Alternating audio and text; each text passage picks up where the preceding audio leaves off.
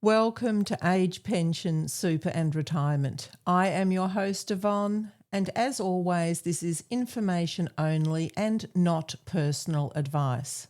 In today's episode, we are looking at full-time work to retirement. Could part-time work be the happy medium? To unpack this, I would like to welcome back the Director of Prosperity Planning Partners, Gayle McKew. Gayle, could you talk about any clients who have perhaps dropped a day or two from full-time work and how that's played out? I actually thought when you were saying what the title was, from full-time work and could part-time be the happy medium, I nearly went, yes, there's a short answer.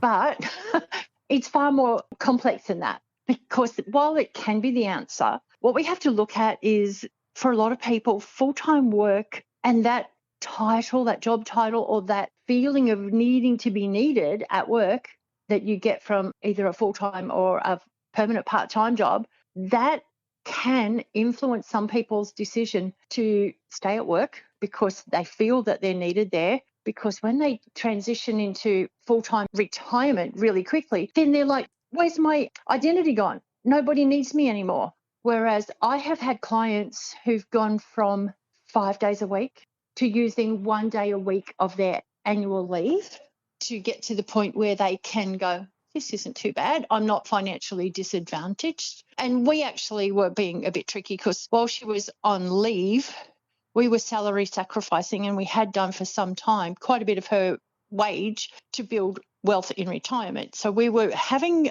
the best of both worlds. She was working 4 days, having 1 day off, and still accumulating money for retirement. Then she went, I wonder whether I can do 3 days a week. So we got down to 3 days a week.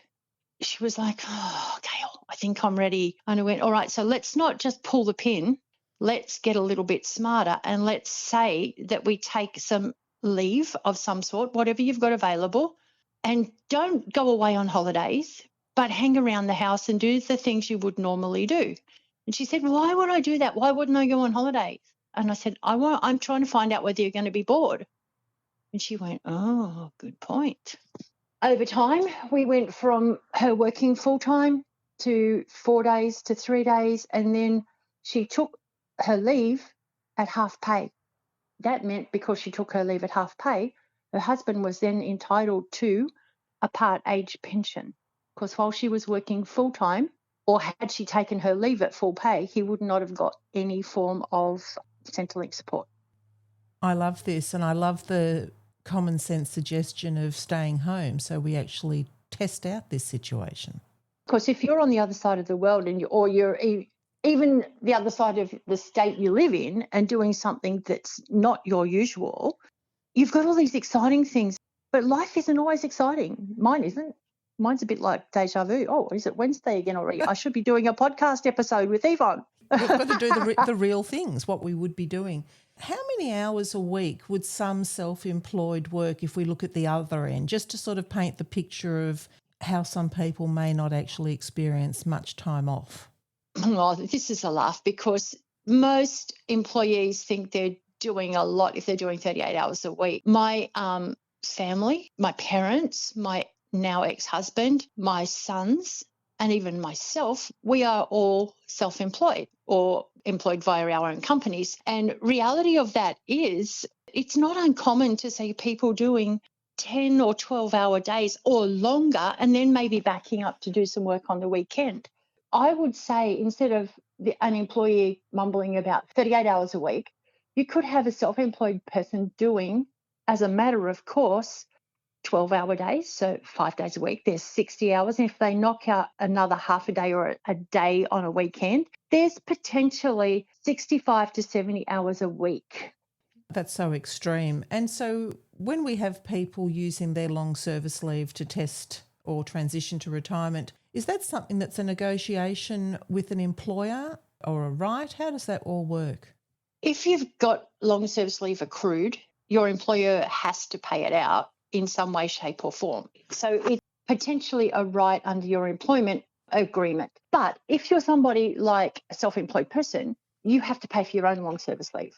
Chances of you getting long service leave as a self-employed person, pretty low. But reality of it is, remember I was talking about that client before where she went and spoke to her boss and said, hey, I want to take my leave on half pay. She had been concerned because she was like, initially she said to me, well, get it paid out in a lump sum and we'll take the money and go on a holiday. And I'm like, yep, you could, but it's not the best thing to do. And she went, what do you mean? By choosing to put her employer under potentially financial stress by paying out 30 years worth of long service leave, she went, oh, I wonder, because I said to them, go and have a chat to them and see how they feel about whether you can take your long service leave as leave rather than having to pay it out, and whether they would consider letting you take it at half pay. And she went, why would they do that? And I went, oh my God, as a business owner, I'm like cash flow relief all the way through. That's, I'm going, what business owner wouldn't be willing to pay you for a longer period of time instead of having to find multiple tens of thousands of dollars on any given day that you finish work? What a great insight. Absolutely. And the other thing is that by taking your leave, annual leave or long service leave, you still are legally accruing superannuation entitlements, and therefore your employer will be paying you superannuation contributions. If you take it as a payout in full, then you don't get the option to get that superannuation contribution because they have no obligation to pay it. That's so good to know, Gail. Gail, if health changes force someone out of work early, could you explain if they perhaps could qualify for JobSeeker? Are we talking asset-wise or health-wise? Of course, asset-wise is one totally different story, but I'm thinking if we're just talking about the health side of things and ignoring their assets just for the purpose of this discussion right now, because there are asset tests and liquid assets tests to meet. But from the perspective of health, Centrelink, while it says job seeker as the title of that entitlement or that benefit is probably what I should say rather than entitlement, you can qualify for job seeker with a medical certificate from a doctor that confirms that you have an illness or an injury that's going to stop you from working for a period of time. That's much easier to be eligible to receive a payment under that than it is to get a disability support pension. Disability support pensions are almost impossible to get unless you meet a multitude of issues that will stack up to cause you to get, I think it's 60 points of impairment, whereas job seeker can be, look, this person's got a broken leg. I had a client in the past who was agoraphobic, couldn't leave the house. They were on a payment from Centrelink, but they just had to get a medical certificate that said they weren't capable of leaving the house because literally they weren't. But from health changes, it depends on your age, to be absolutely honest, because when you ask me these questions, I went and asked my little friend AI to do a little bit of very simple point forms because I know there's so many permutations of this because it depends on what you're doing, how old you are, whether you're after paid work, whether you're looking for work, whether you're willing to study, because there's so many ways to qualify. It's not just a matter of assuming it's not severe and enduring like for a disability support pension. It really comes down to the assets and income test as to whether you could then apply if you wanted to work. Yeah. And I can honestly say that for some of my beautiful clients, I have sheltered, for want of a better term, some of their monies into superannuation because Centrelink can't count it as an asset until their age pension age. But these people have been old enough that if they need it, they can take money out of it. But Centrelink can't see it for the purposes of assessing job seeker. Okay, so sort of like rolling it back from if it had been in pension phase, rolling it back to accumulation or... Or even moving it from ordinary money, which is for people like me, financial planners, that it includes bank account shares, managed funds that are held just in their name. They're not super already. Sometimes you can do that as well. These lovely women have actually gone and done and met their voluntary work arrangements, which is a need for them to have volunteered for at least 15 hours per week in an approved volunteer arrangement. It's not just a case of, I want to go and help my kids at their business. No, that doesn't count. It has to be an approved volunteer relationship for this to work. Centrelink have the final say on whether it is like a volunteer arrangement that is going to tick their boxes. Because after all, they're the people that are going to pay your job seeker benefit. That's really helpful. Gayle, how can you be reached? You can catch me on 0407 159 298, or you can email me on Gayle, Gayle, at prosperityplanning.com.au. Gayle, just to round this out a bit, could you just explain what actually the phrase mutual obligations refers to, and is there an age that it kicks in or it stops? So I suppose mutual obligations can apply from age 55 up. There's one set of obligations, then there's the 60 plus obligations. So the mutual obligations can be that you're looking for paid work, you're in self-employment, but you can't quite get enough money to live on. You're studying an approved course, you're doing a volunteering arrangement of up to 15 hours per week, or a combination of any of these. So let's say you had 5 hours a week paid work, you were studying something that took you 5 hours, and you had 5 hours of voluntary work. That would be 15 hours. And Centrelink could go, thank you, you've just met all of your obligations. And that means that you don't have to go and search for work. You have no appointments required, and you have no need to stay in connection with your provider, because everyone who's in that age group gets a job search provider. But if you're between 55 and 59, the first 12 months, these are the rules as they stand. The first 12 months, you're required to fully meet the requirements to be eligible for job seeker. So it's 30 hours per fortnight total.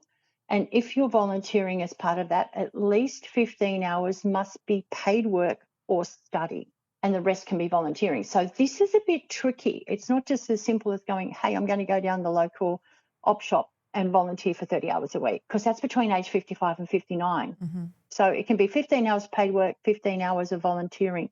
30 hours of volunteering in that first 12 months does not meet the requirement. Okay. But after 12 months, it can. That's between 55 and 59. That's really helpful. And if it's due to health reasons, can people be exempt with a medical? Yes, with a medical certificate they can. So the over 60 option is that people can do 30 hours of volunteering per fortnight.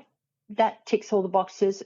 There's no need for any paid work. There's no restrictions on how much volunteering you can use. And it gives you a bit more flexibility, but you can do still a combination of paid work, study and volunteering if you want to. But you're going to laugh, because I know that there are people who are out there at age 65 still meeting the requirements for applying for jobs because they don't want to go and meet the volunteering requirements. I had no idea. Yeah, because they're like, I do not want to go and support any of those. Generally speaking, where you find most of these opportunities for over 60 volunteering are in places like an op shop or a library, but generally speaking, libraries don't like you because you're taking a job, if it's a public library, taking a job away from a paid employee. The not-for-profits are rubbing their hands together because they're going, hey, we've got all this volunteer workforce. It's costing us nothing. The government's paying for it. So as a taxpayer, I look at this and go, not really excited about this, guys, because I'm paying for the fact that these people are being employed, for want of a better term, in a volunteer basis by not-for-profits, and the not-for-profits are still making a bucket load of money and not actually sharing it amongst the community where it's needing to go. Such a great observation, Gayle.